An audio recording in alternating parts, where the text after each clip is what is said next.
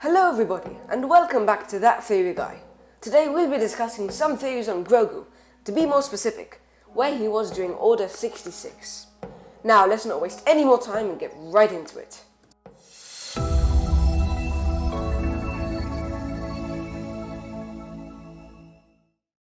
Now, first I must clarify what Order 66 actually was.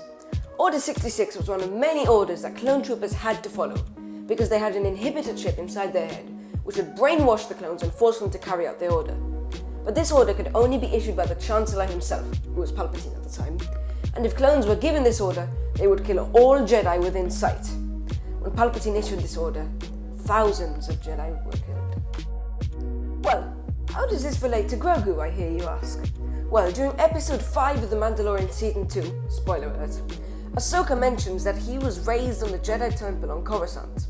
Then, the rise of the Empire came. The unusual thing is that Anakin and his clone legion, the 501st, stormed the temple and killed all Jedi there. Yet Grogu still lived. I believe that Grogu had been taught well enough to fight back properly, so he'd be able to attack some clones around him, then he would use his size and advantage to slip away. But I have another theory. But before we get onto that, I'd like to remind you to subscribe. It would really help out, it's free, and you even get notified whenever I upload a video, so you'll never miss out.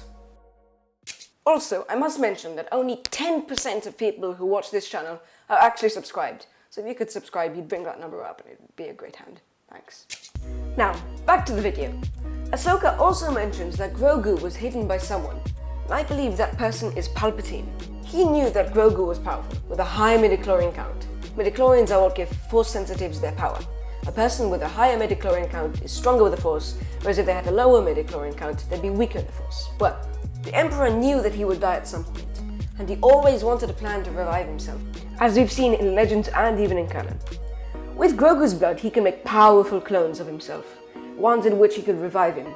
We hear and see the Imperials talk about Grogu's blood.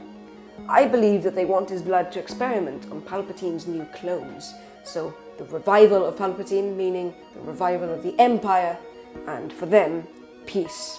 In conclusion, I believe Palpatine hid Grogu from Anakin and the clones as part of his plan to become immortal. Maybe he gave them special orders to leave the child alone. We'll never know.